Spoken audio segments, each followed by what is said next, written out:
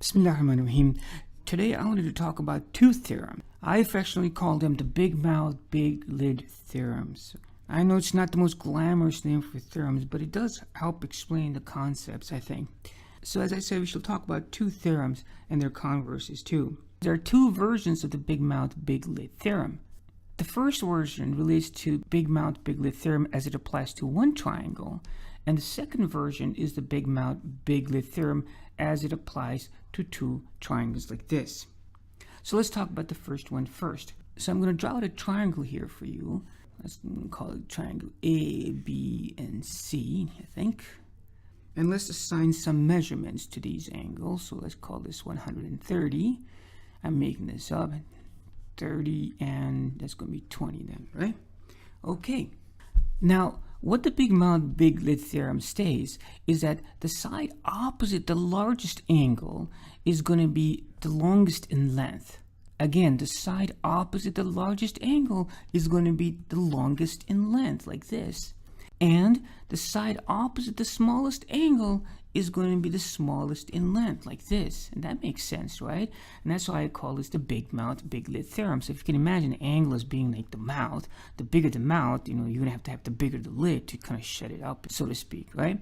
So the bigger the mouth, the bigger the lid. The smaller the mouth, the smaller the lid. So in fact, what you can do is you can arrange the lengths of these triangles from like greatest to smallest or smallest to largest. For example, the length AC, segment AC, is going to be the biggest one. The next biggest one is going to be the one opposite of this angle, right? So that's going to be BC. And then the smallest is going to be AB, right? So if you're given the angle measurements, you can tell which side is going to be larger than which one. So this is big mouth, big lid theorem for one triangle. Now, the big mouth, big lid theorem as it applies to two triangles actually has a name. And this is an important theorem, so we should try to remember this. It's called the Hinge Theorem. For this, we're going to need two triangles. So let me try to draw out two triangles, okay? They're not going to be just any two triangles. There's something special about them. So I'm going to draw them out like this, all right? So that's one. All right, so that's the second one. Kind of like this, like that. Now what's special about these triangles is that two of the sides are congruent. So this side is congruent to this side, and this side is congruent to this side. Now you must understand these are not congruent triangles. It's just that the two sides are congruent, right? And this first triangle I have, it looks like it's, the angle is obtuse over there. And then this angle over here, maybe it's an acute angle. They're not congruent, right? Now this included angle is very key, and that's what the theorem applies to. Now the Hinge theorem says, or the big mouth, big lid theorem for two triangles states, that if you have two triangles with two congruent sides, the triangle with the larger included angle, so this is the included angle, and the included angle, which is this one over here, and the included angle of the first triangle is larger than the included angle of the second triangle, then the side opposite of the big angle will be larger in length than the side opposite the smaller angle.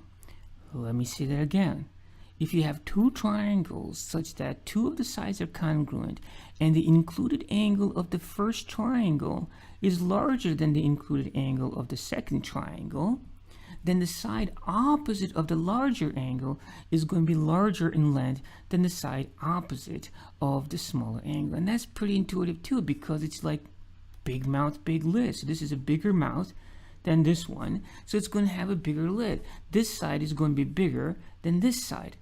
And that's the Hinge theorem. Now, the reason it's called the Hinge theorem, for example, is because let's say if you have like a fence door over here and there are hinges over here, right?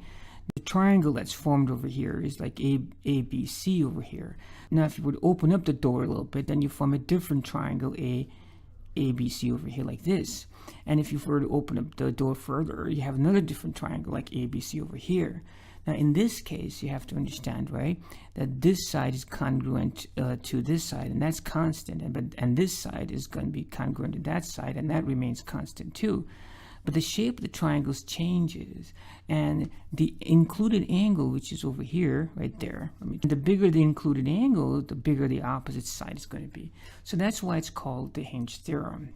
Now, here's the theorem stated officially. It states that if two sides of one triangle are congruent to two sides of another triangle, if two sides of one triangle are congruent to two sides of another triangle, and the included angle of the first is larger than the included angle of the second, then the third side of the first triangle, that is the side opposite the larger angle, is longer than the third side of the second triangle. So in summary, there are two types of big mouth and big lid theorems. One, as it applies to one triangle, you can use this theorem to arrange the side lengths from smaller to larger or larger to smaller based on the angles. The big mouth, big lid theorem, as it applies to two triangles, is called the Hinge Theorem. The Hinge Theorem involves two triangles, and not just any two triangles that have two sides that are congruent. And it's about the included side and the length of the third side.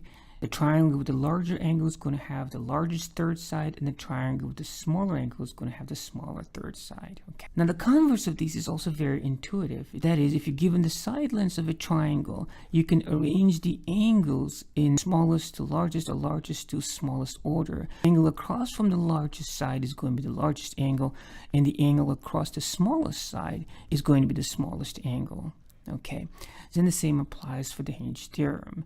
That is, if you're given two triangles with two congruent sides and you're told that one side is bigger than the other side, then the angle opposite of the bigger side is going to be bigger than the angle opposite of the smaller side. Okay, so these are some very important theorems, and I hope you appreciate them and enjoy them. Until next time, as-salatu was-salamu ala rasulillah walhamdulillahi rabbil alameen. Assalamu alaikum.